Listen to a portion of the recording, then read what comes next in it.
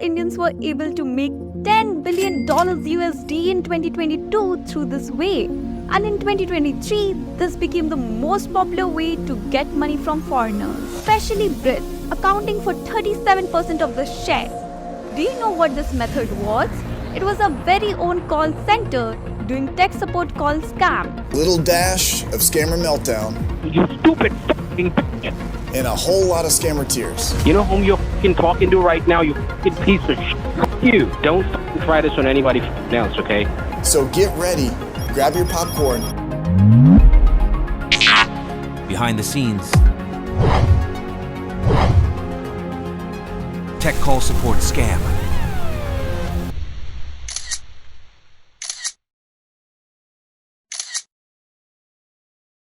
And how does this work? Let's find out.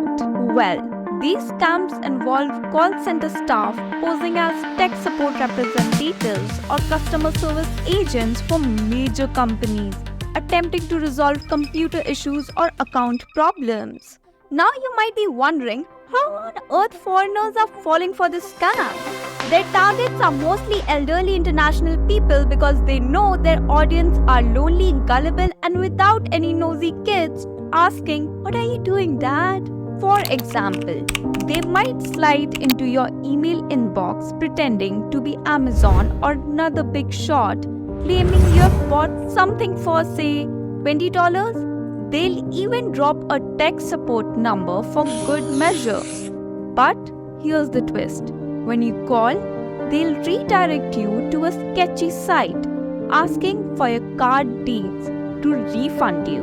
Then, bam, they'll change that $20 to $20,000 without even blinking. And then they will ask for you to share an OTP, and guess what? Once you share it, then who's got access to your bank?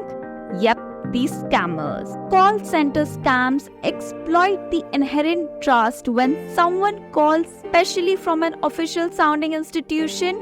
We tend to lower our guards and assume legitimacy.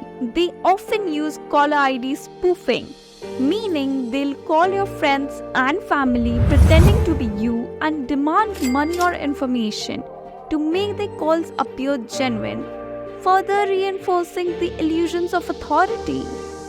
These scammers may create a sense of urgency, claiming that your account has been compromised or that you owe a substantial amount of money.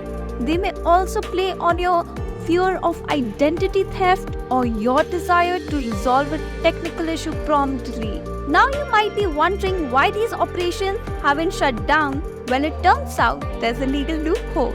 No law or treaty kicks in when the financial fraud happens outside India.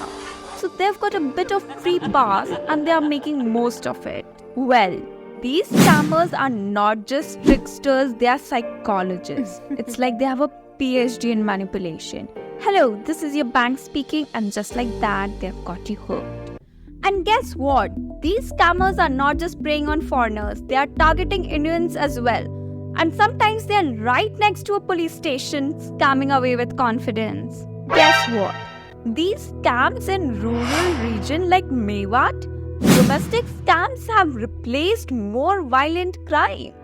Villages specialize in specific scams, taking advantage of locals' trust and targeting them through mobile phone-based calls. With the advent of UPI, the frequency of these scammers targeting Indians has increased drastically. And guess what? These scams have also given birth to popularizing some of the technologies. These online scams begin with a simple Google search. Your data, every click, every scroll, it's observed and catalogued by almost every site you visit. Scammers mine this data meticulously, creating a catalog of potential targets. But hold on, these scammers have got some aces up their sleeves. Ever heard of data brokers? These guys make life easier for scammers by selling your info. Yes, yours to the highest bidder. Originally catering to advertisers, they are open to selling to anyone for the right price. But guess what? Tech called scam industry has led to some of the innovations that we see today. Virtualization took a massive leap. Tech scams rely on VoIP phone wizardry, spoofing numbers, pretending to be someone they're not. Platforms like Twilio, RingCentral started off catering to scam call centers before spreading their wings globally.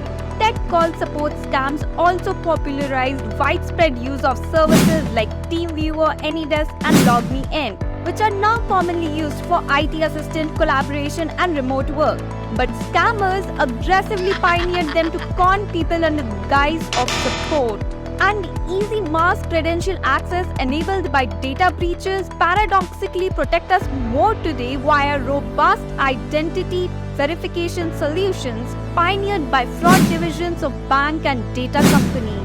But now the question arises, why India's large population of young people who are looking for working in this industry? Well, it is due to also the fact that India has a strong IT infrastructure and a huge chunk of population is unemployed. Such operations have gained significant traction in India due to various factors including economic opportunities, technological advancements, and a skilled workforce proficient in English. Believe it or not, if you are able to convince a person to give their data to a third-party link, that means you really got some good convincing skills. In an interview with CNA Insider, a journalist named Samarth Bansal. Nothing really happened in the sense that when the police did the story, but all I got in response from one of the officers was a thumbs up emoticon on WhatsApp, but nothing more than that. Said even if they tried to bust these scams, authorities would fail to do anything as no law or treaty involved when there is a financial transaction fraud happening outside India, which leads to India becoming a global leader in the international tech support scamming industry. If you like this video, don't forget to subscribe, give it a thumbs up, and stay tuned for more content like this.